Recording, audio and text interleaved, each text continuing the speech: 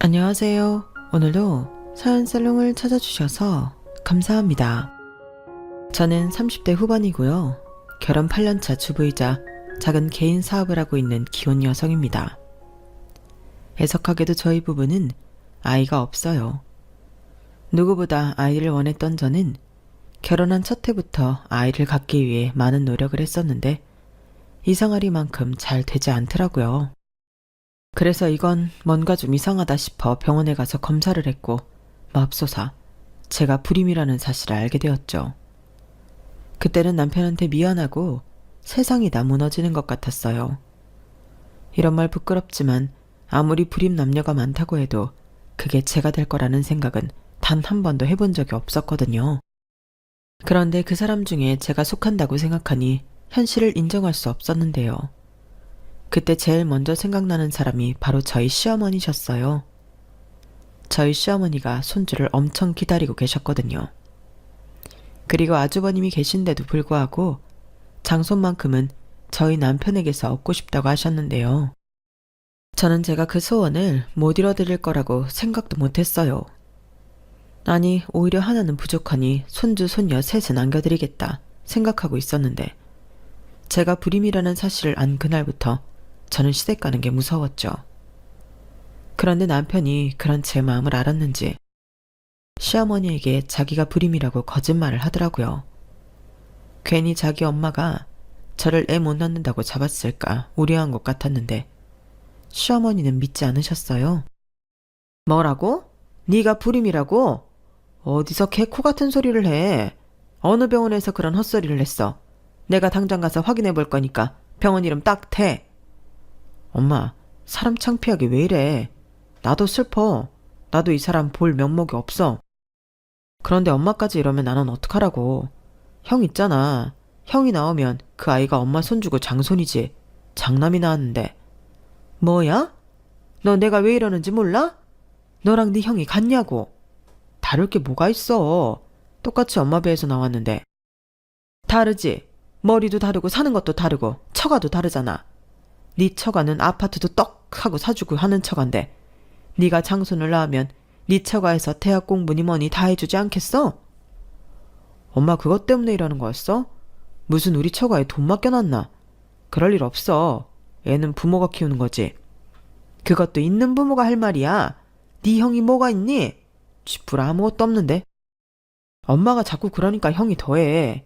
어릴 때는 그렇게 장남 기죽는다고 나만 잡더니 왜 사람이 변해? 언제는 형만 편애한다고 뭐라 하더니 이젠 나더러 편했다고 지랄하네. 아무튼 나는 네가 불임인 건 못 믿어. 정 그러면 다른 병원에 가서 검사 다시 해. 그때는 나도 같이 가자. 됐어. 뭐 동네방네 나 불임이라고 소문낼 일 있어? 끝난 일에 괜히 힘 빼지 마. 우리 와이프한테도 뭐라고 하지 말고. 엄마 알겠어? 내가 부탁해. 이렇게 남편은 저한테 눈 한번 찡긋하더니 술술 능청스럽게 거짓말을 늘어놓았는데요. 그게 고맙기도 하고 미안하기도 했어요. 하지만 좀처럼 남의 말을 믿지 않는 시어머니는 그럴 리가 없다며 여전히 저에게 임신 잘 되게 하는 보약이며 미신 같은 걸 하라고 강요하셨는데 참 죽을 맛이었죠.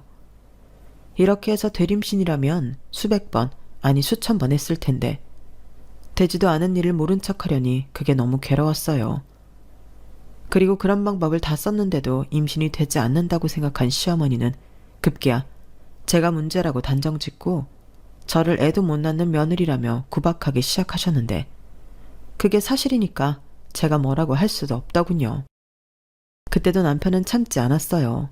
급기야 엄마 진짜 왜 이래? 사람이 이것도 안 돼? 왜 자꾸 이유도 없이 이 사람한테 뭐라고 하는 건데? 엄마 계속 이러면 나 이 사람 우리 집에 안 데리고 와. 명절이고 제사고 이 사람 없이 지내. 라며 저더러 시댁 근처에도 가지 말라고 했는데요. 그때는 시어머니가 마음에도 없는 사과를 하시며 그 상황을 넘겼어요. 저 역시 그게 진심이 아니라는 걸 알지만 찔리는 게 있다 보니 시어머니 사과에 넘어가 드렸는데 이건 순전히 남편을 생각한 제 판단이었어요. 남편은 내키지 않으면 앞으로 계속 시댁에는 가지 않아도 된다고 했지만 그런 걸 바라는 남자가 어디 있을까 싶어 아니라고 나도 며느리인데 할 도리는 하고 싶다며 제 진심을 숨겼죠.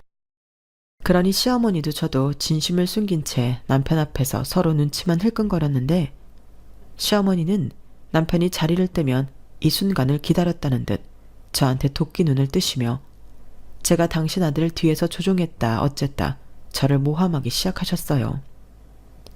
그리고는 여지없이 나오는 레파토리가 있었는데요. 시간이 지난 지금도 얼마나 많이 들었는지 줄줄 읊을 수 있을 정도였어요. 너는 뭔 복을 타고났길래 애도 못 낳는 주제에 대접이란 대접은 혼자 다 받고 앉아있냐? 너 내가 내 아들 안 낳아줬으면 어쩔 뻔했어. 너는 옛날 같으면 딱 소박감이야 라는 말이었는데요. 저희 시어머니는 제가 처음 시집 왔을 때부터 그렇게 장손 타령을 하셨어요. 이유는 단 하나, 못난 장남보다는 잘난 차남에게서 손자를 보고 싶다는 거였죠. 게다가 저희 친정이 잘 산다는 것도 한몫했는데 그렇다고 무슨 알부자나 재벌이라는 건 아니지만 저희 친정에서 제가 참 예쁨 많이 받는 귀한 딸이었어요. 아들 하는 집이 있는가 하면 딸 하는 집도 있잖아요. 저는 위로 오빠만 5명이 있는데 저희 부모님은 제발 딸 1명만 하시며 딸을 원하셨거든요. 제가 태어날 때도 혹여 6번째 아들일까 걱정을 많이 했다고 하는데 제가 태어나는 그날 저희 부모님은 세상에서 가장 귀한 선물을 받았다며 동네방네 잔치를 벌이셨죠. 그리고 아무리 위험한 세상일지라도 오빠가 5이나 있는데 제가 무서울 게 뭐가 있나요? 그에 반면 저랑 연애를 했던 남자들은 전부 다 저희 오빠들을 무서워했는데 남편도 마찬가지였어요. 저랑 남편은 사내 연애를 했거든요. 그리고 제가 남편을 더 많이 좋아했기 때문에 제가 먼저 나서서 오빠들에게 뭐라고 하는 일이 많았는데 남편 말로는 그냥 오빠가 5명이 있다는 사실만으로도 충분한 위협감을 느꼈다고 하더라고요. 그래서 정말 저 만날 때 조심했다고 하는데 혹여 제가 자기 때문에 상처받는 일이 생기면 그날이 자기 제삿날이라고 생각했대요. 저희 큰오빠랑 작은오빠가 운동을 했거든요. 그리고 귀한 딸이다 보니 시집가서 고생할까 저희 부모님이 신혼집으로 쓰라고 아파트까지 해주시며 저희 시어머니를 기쁘게 해드렸는데요. 그러다 보니 시어머니는 은근 저희 집에 바라는 게 많으셨어요.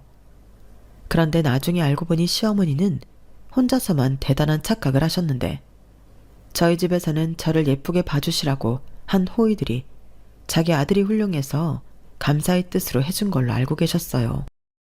그러니 제가 아이를 낳으면 그 아이에게 들어가는 모든 돈은 저희 친정에서 해결해 줄 거라고 믿어 의심치 않았던 건데 저희가 아닌 아주버님네는 달랐어요. 일단 아주버님이 학벌도 없지만 직업도 없었는데요. 형님이 근근히 벌어오는 아르바이트비가 수입의 전부였어요. 두 사람의 만남도 기가 막힌데 둘이 같은 게임을 하다 눈이 맞았다고 하더라고요. 게임을 하면서 사랑을 키웠다나 뭐라나. 그렇게 두 사람은 온라인 세상에서 함께 전투를 벌이다 현실에서 만났다고 했는데 무슨 용기인지 아무것도 없으면서 결혼을 하겠다고 시어머니에게 통보를 했어요. 형님네는 이혼 가정으로 결혼식을 올려봤자 올 가족들도 없다며 결혼식 따윈 필요 없다고 했는데 아주버님 역시도 괜히 친척들한테 싫은 소리 듣기 싫다며 둘이 사진관 가서 웨딩 사진 하나 찍고 혼인신고하면서 정식 부부가 됐다고 하더라고요. 그리고 시어머니는 매일같이 아들과 며느리가 밤새 게임하는 꼴을 지켜봐야 했다고 했는데 그때 당시는 아주버님도 형님도 신혼집을 마련할 돈이 없어서 시어머니 집에 얹혀 살았거든요. 그리고 그게 전략이라면 제대로 먹힌 게 시어머니는 더는 못 보겠다며 당신의 쌈짓돈과 적금을 깨서 아주버님네 월세집을 얻어주셨는데 아주버님은 거의 매일같이 시댁에 밥을 먹으러 오셨어요. 그때도 형님만 아르바이트를 하셨거든요. 그때까지는 그래도 그나마 형님이 성격이 좋은가 보다 생각했는데 사람 마음 다 똑같잖아요. 결국엔 형님도 폭발했죠. 그야말로 온라인 전투가 현실 전투가 되었다는데 사내 만에 가정법원 문턱까지 갔다가 어이없게도 형님이 임신을 하면서 상황이 뒤집어졌어요. 그렇게 꼴도 보기 싫다고 하면서 애는 또 어떻게 가진 건지 제 입장에서는 이해할 수도 없지만 부러운 부분이기도 했었죠. 저는 남편과도 사이가 좋고 삼신할머니가 주시기만 한다면 사랑으로 키울 자신이 있는데 어이없게 임신은 제가 아닌 형님이 하셨으니 제 마음은 씁쓸했어요. 하지만 저만 보면 애도 못 낳는다고 장손 타령을 하시는 시어머니를 생각하면 고마운 일이기도 했는데요. 당신 바람대로 저희 사이에서 태어나는 손주는 아니지만 그래도 그토록 바라는 손주를 갖게 되었으니 저에 대한 압박도 조금은 덜 하실 거라 희망을 가졌어요. 그리고 산부인과에서 주수가 되면 태아 성별을 알려주잖아요. 형님 뱃속의 아이가 아들이라는 걸 알았을 때는 제가 다 고마울 지경이었는데 어찌됐든 장손이 태어나게 되었으니 시어머니도 기뻐하실 거라 생각했죠. 물론 초음파 사진을 보며 아들이라는 걸 알았을 때 시어머니는 많이 기뻐하셨어요. 내리사랑이라고 하더니 아주버님은 한심하게 보셨지만 당신 손주는 또 기대감이 컸는데 그때도 더도 말고 덜도 말고 딱 작은아버지만 닮아라 무슨 주문을 외우다시피 하시더라고요. 그리고 제 예상과 달리 저에 대한 임신 압박은 더욱 심해지셨는데요. 저한테 그러셨어요. 너도 분발을 해야지. 네가 서열로는 아래지만 우리 집에 시집 온 건 네가 먼저잖아. 너도 봤으니 우리 집 애들은 문제가 없다. 문제가 있다면 그건 너일 거야. 10중 8구 너라고. 이렇게 말씀하시는데 정말 뜨끔해서 죽는 줄 알았다니까요. 시어머니 말처럼 문제가 저인 게 맞았으니까요. 하지만 저는 낭편의 담부대로 한마디도 하지 않았는데요. 지금도 이 정도인데 제가 불임이라는 걸 아시면 얼마나 더 저를 무시하고 구박하실까. 그때는 아무리 남편을 사랑해도 그냥 이혼하는 게 맞다고 생각할 정도로 무서웠어요. 그리고 한편으로는 두 아들이 이렇게 다를 수가 있을까. 남편만 돌연변이인 것 같아 신우한테 물어본 적도 있었는데요. 참고로 저희 시댁은 이남 일녀로 막내 시누이가 있었어요. 그리고 다행스럽게 신우는 저랑 꽤 죽이 잘 맞았는데 신우가 제 질문에 이렇게 대답해줬죠. 큰 오빠는 엄마 닮고 작은 오빠는 아빠 닮았어요. 그 둘을 반반 섞은 게 저예요. 삼신할머니가 참 공평하게도 나눠주셨죠. 이렇게 말해주는데 그제야 고개가 절로 끄덕여지더라고요. 그런데요. 보통은 나 닮은 자식이 더 애틋하다고 하던데 시어머니는 알면서 그러는 건지 모르고 그러는 건지 알 수 없지만 큰아들이 자기를 닮았다고 생각하지 않는 것 같았는데요.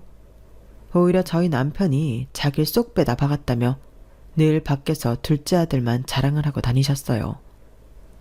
저랑 남편이 만난 회사가 이름만 말하면 다 아는 대기업이었거든요. 남편은 지금도 같은 회사에 다니고 있고 저는 결혼하고 4년 만에 회사를 그만뒀어요.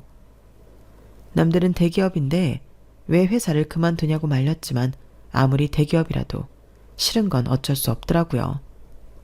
특히 제 잘못이 아닌데 책임 묻느냐며 싫은 소리를 들을 때는 수치심에 모욕감마저 들었는데 나중엔 원형 탈모까지 생겨 너무 힘들었어요. 그에 반면 남편은 회사 생활을 참 잘했는데 가까이서 보고 있으면 신기하기도 하고 또 부러웠죠. 그런 능력은 타고나는 건지 아니면 저도 모르는 다른 곳에서 배워오는 건지 신통방통했는데 사람마다 잘하는 건 다르다는 걸 그때 깨달았어요. 그리고 그즘 남편도 제가 재미있어하고 또 하고 싶은 일을 찾는 건 어떻겠냐고 일단 회사를 그만두고 쉬면서 생각해보라고 저를 배려해줬는데 그땐 정말 저희 부모님보다 남편이 더 고마웠어요. 저희 부모님은 어떻게 들어간 회사인데 조금만 더 버텨봐. 어떻게 네 구매에만 맞는 사람이랑 일을 하니? 라며 돈을 떠나 저를 말렸는데 유일하게 남편만이 제 건강과 행복이 우선이라고 말해주는 사람이었죠. 처음부터 그랬어요. 괜찮냐고 수고했다고. 이런 말을 해주는 사람은 남편밖에 없었는데요.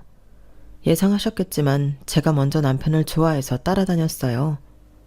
하지만 남편은 그런 제가 부담스럽다며 피해 다녔는데 저희가 인연은 인연이었던 건지 결국에 남편이 저에게 넘어왔어요.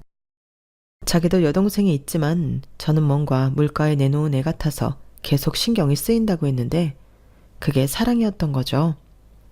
그리고 처음 시어머니에게 인사를 갔을 땐 그야말로 시어머니에게 제가 굴러온 복덩이였는데 모든 것이 다 마음에 든다고 그렇게 저를 예뻐하셨어요. 그러다 제가 계속해서 아이를 갖지 못하고 또 남편이 자기가 불임이라는 등 이상한 소리를 하니 점차 저를 미워하기 시작하셨는데 무슨 정신승리인지는 모르겠으나 자기 아들이 잘나 제가 결혼한 거니 자기가 함부로 해도 저랑 저희 친정이 어찌할 수 없을 거라고 굳건히 믿는 것 같았죠. 그래서 한 번씩 속이 뒤집어질 때는 보란듯이 그 믿음을 깨뜨리고 싶었는데요. 그때도 번번이 남편 때문에 그러지 못했어요.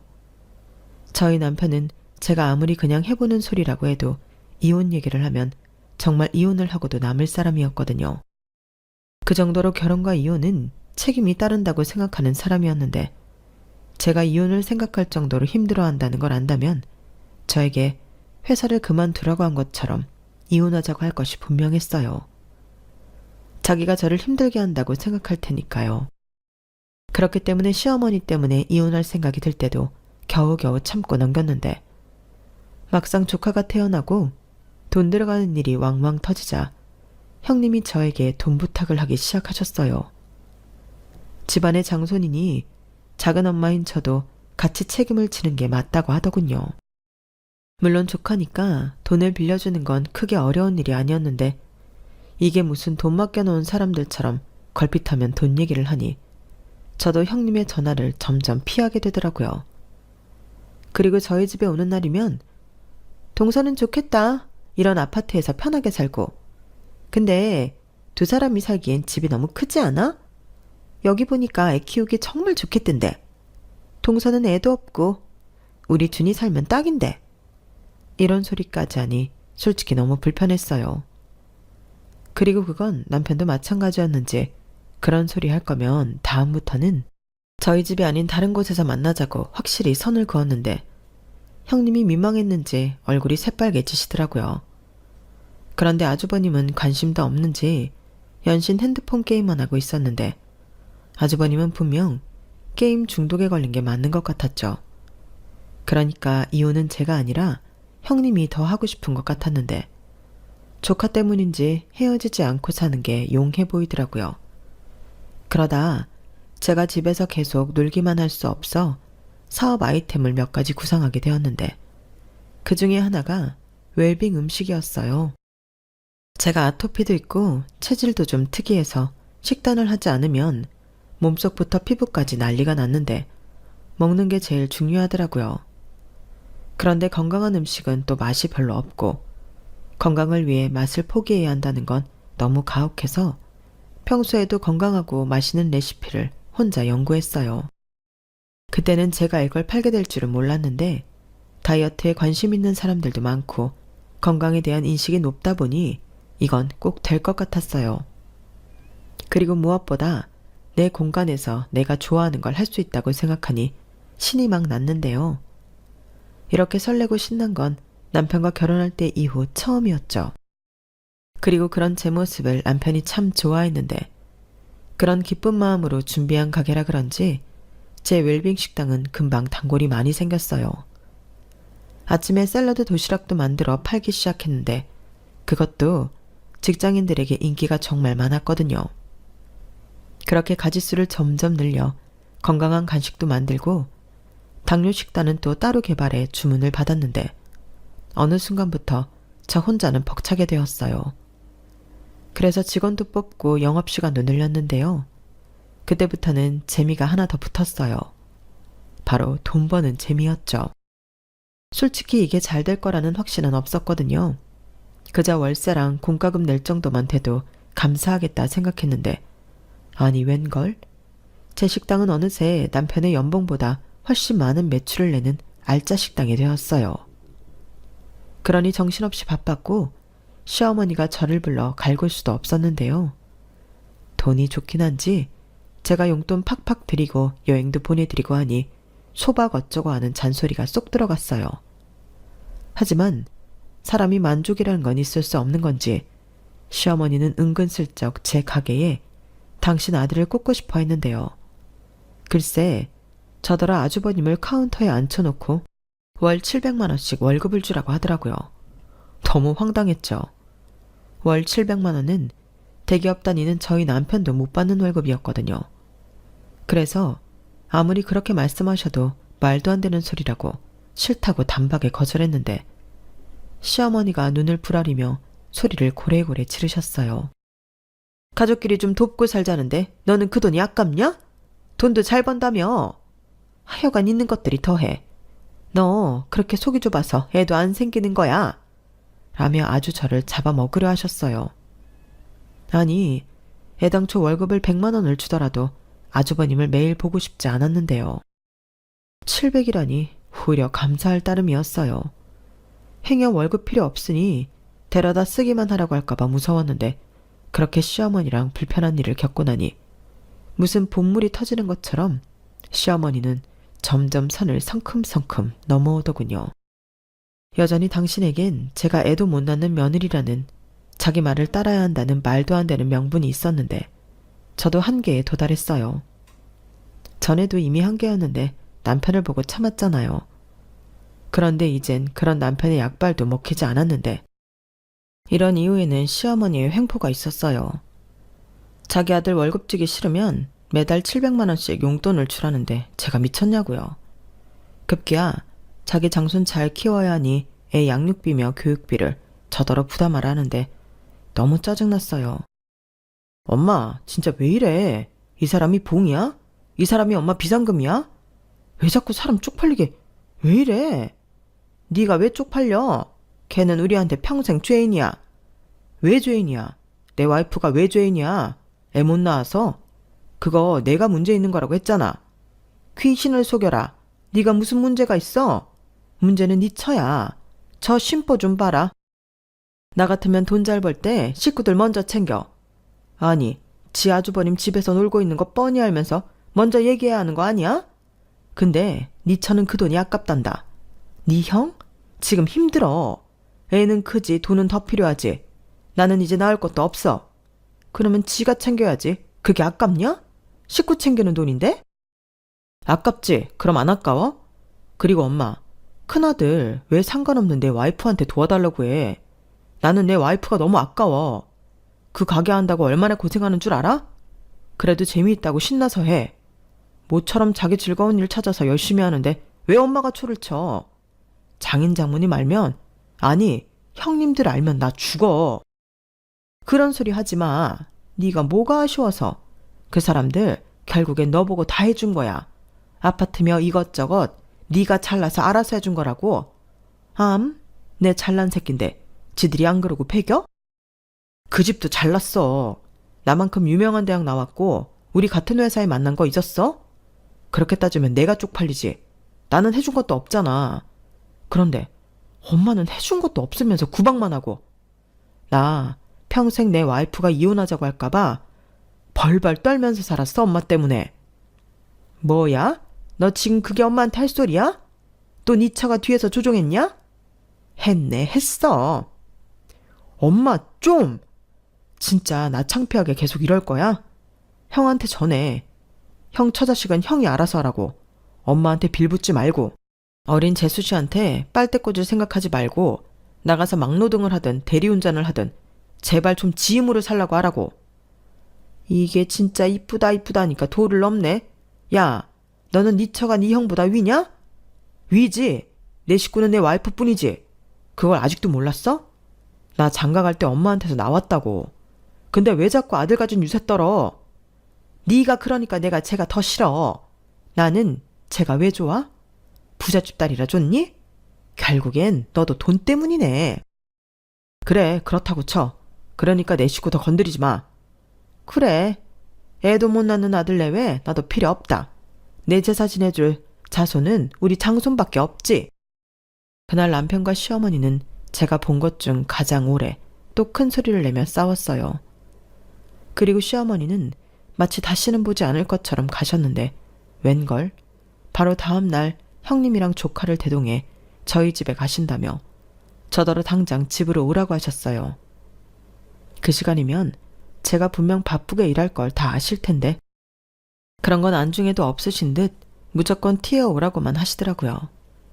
그러면서 제가 오지 않을까봐 너 안 오면 내가 네 가게 가서 깽판 칠 거야.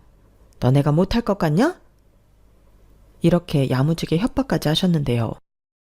아무래도 이건 제가 이혼하지 않으면 도저히 끝나지 않을 것 같았죠. 그렇게 저는 가게를 직원에게 맡기고 씩씩거리며 집에 갔어요. 그러자 시어머니는 이민이라도 가시는 건지 큰 가방을 많이도 싸우셨는데요. 그러고는 대뜸 저희 사는 아파트를 내놓으라 하셨어요. 그리고 곧이어 당신 장손이 우리 아파트에서 살아야겠다고 억지를 부리기 시작하시더라고요.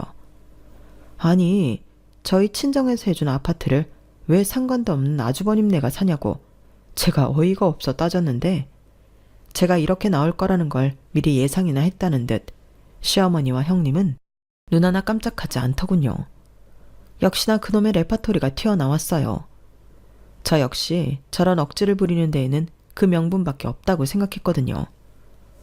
우리 맏며느리가 그러는데 이 동네가 그 뭐냐 애 공부시키는데 딱이라며 학군이라고 했냐? 내 어머니 우리 장손 잘 되려면 이런 동네에서 살아야 해요. 내 장손인데 까짓것 이 동네에 살면 되지. 너 들었지? 그러니까 니들은 애들 살던 월세집으로 옮겨. 애도 못 낳는 게 지가 무슨 아파트에 살아. 지금 두 분 이게 순 억지라는 건 알고 계시죠? 이 집 명의 저희 아빠예요. 저희 아빠랑 그 잘난 장손이랑 무슨 관계가 있다고 이렇게 막무가내로 밀고 들어오세요? 그럼 뭐 제가 네 그러세요 할 줄 아셨어요? 저게 기가 살았네. 돈 좀 벌더니 기가 살았어. 그래, 이 집 명의가 네 아빠지. 근데 넌 내 며느리잖아. 그것도 소박 나야 하는 애도 못 낳는 며느리인데 이 아파트 넘겨야지.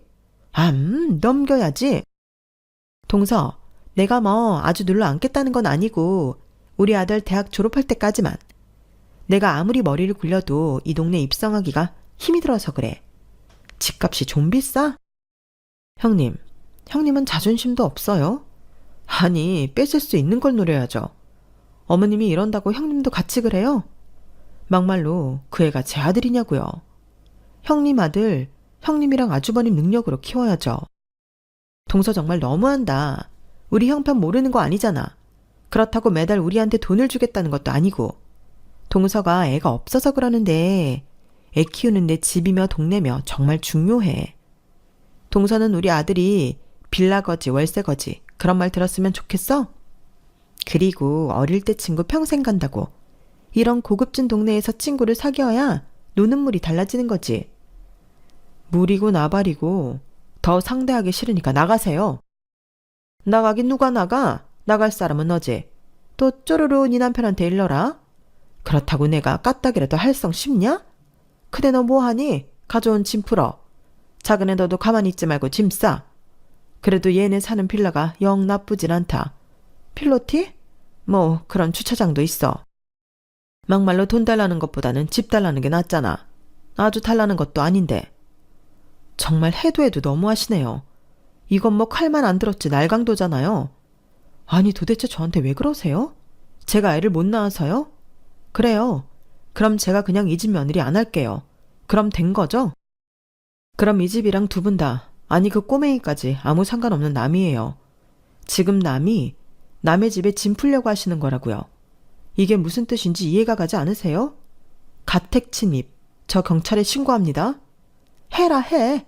네가 이혼을 해? 내 아들을 두고? 퍽이나. 저는 시어머니의 콧방귀에 그만 뚜껑이 열리고 말았어요. 그래서 112에 전화하고 남편한테도 전화해 이혼 통보 바로 했는데요. 그리고 뒤이어 친정에도 전화를 돌렸어요. 아무래도 제가 좀 쪽수가 밀리는 것 같아서요. 그러니 경찰이 맨 처음 도착하고 곧이어 저희 친정 식구들이 도착했는데요. 제가 이렇게까지 할 줄은 몰랐는지 시어머니와 형님이 당황하는 모습이 역력하더군요. 그리고 가장 늦게 남편이 도착했는데 솔직히 제가 이미 판을 다 깔아놔서 남편이 나설 틈이 없었어요. 저는 그때 정말로 이혼 아니면 답도 없다고 생각했거든요. 그러자 시어머니는 제가 돈을 벌더니 남자가 생긴 것 같다고 저를 모함하기 시작했는데 저희 아빠가 그게 무슨 말도 안 되는 소리냐고 큰 소리를 내셨어요.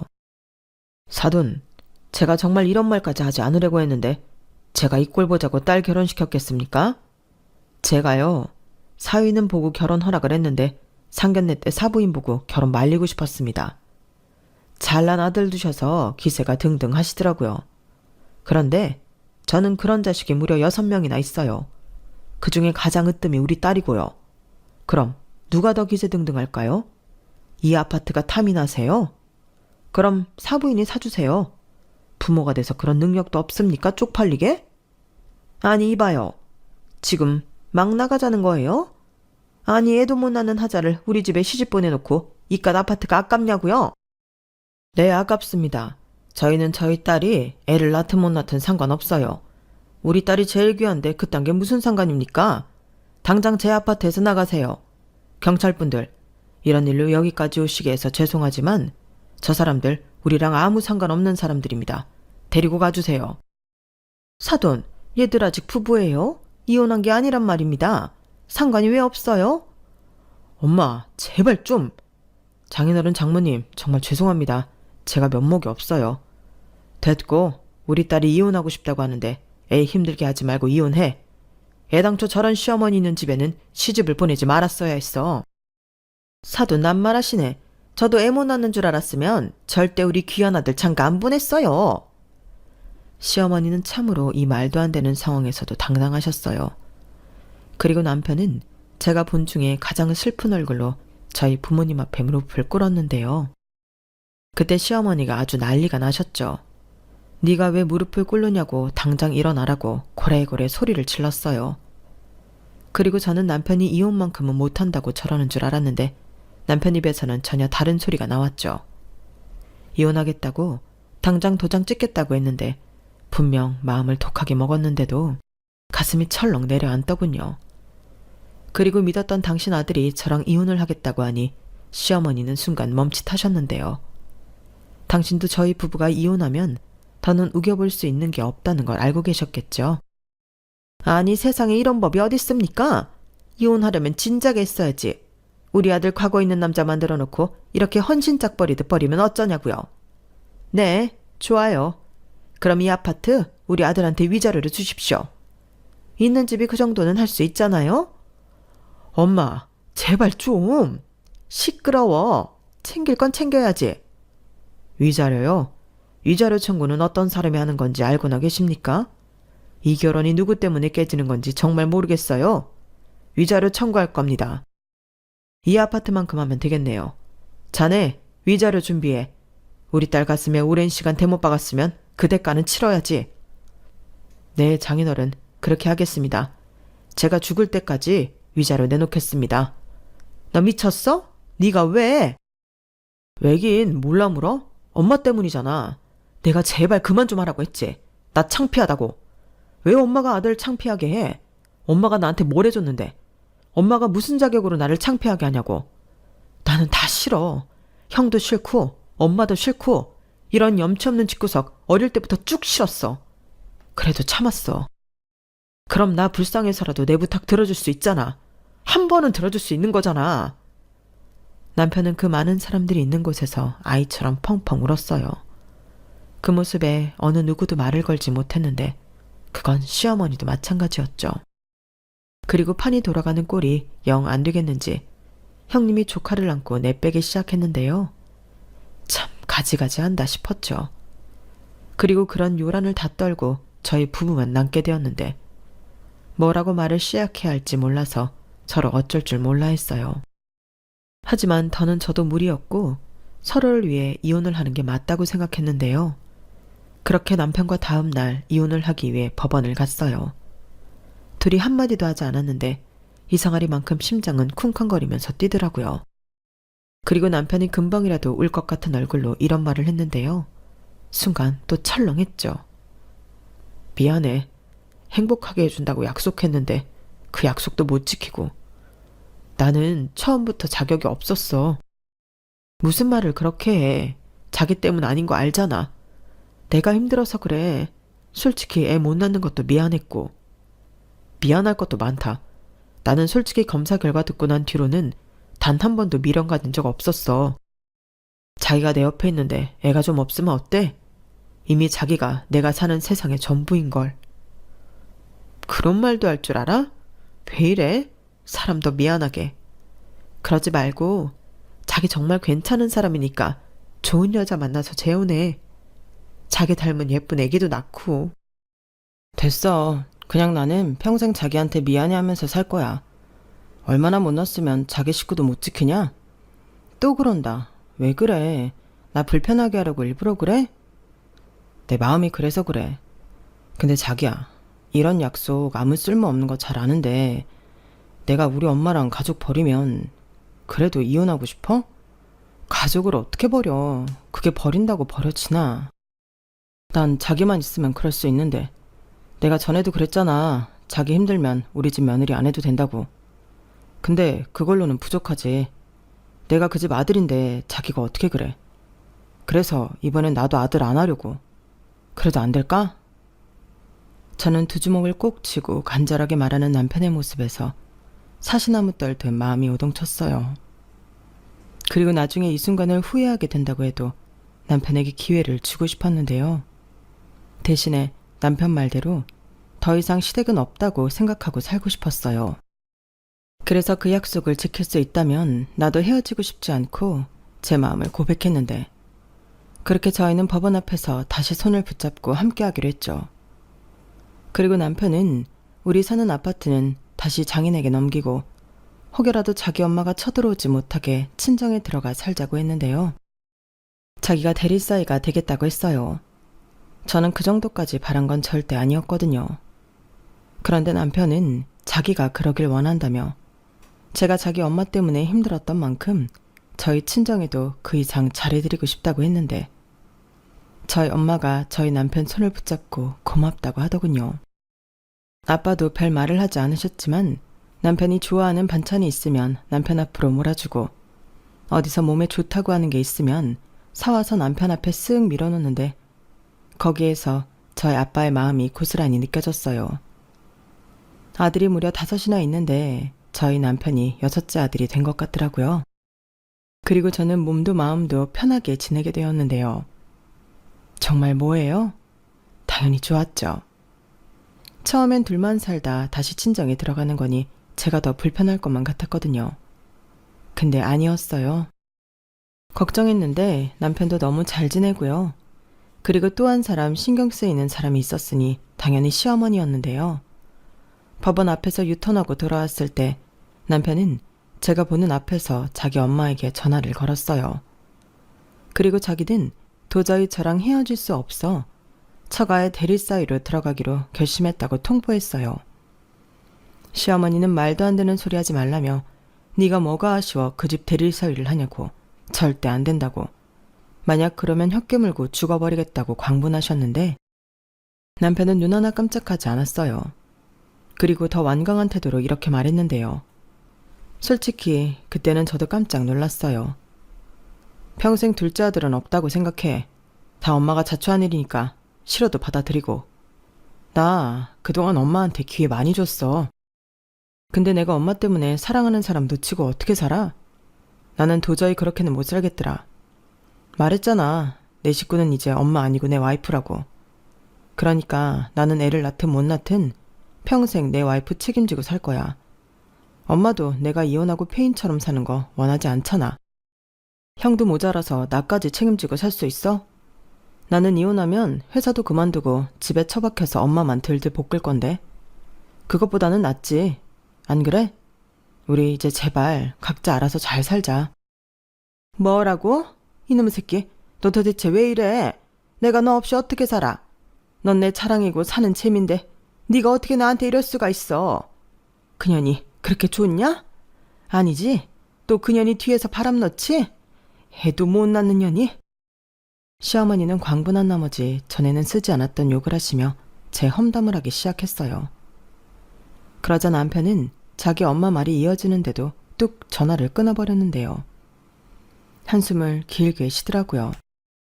저한테 확실히 보여주고 싶어 차에서 스피커폰으로 전화를 했는데 욕까지 듣게 만들었으니 미안하다고 했죠. 하지만 이게 마지막이라고 자기는 핸드폰 번호도 바꿀 거라고 했는데요. 남편은 한다고 하면 하는 사람이었어요. 마음 같아서는 회사도 옮기고 싶다 했는데 솔직히 그건 너무 아까워서 제가 말렸죠. 저는 맞지 않았던 회사지만 남편은 아니었으니까요. 그리하여 회사만 남겨두고 저희 사는 곳 핸드폰 번호 이런 걸 싹 다 바꿨어요.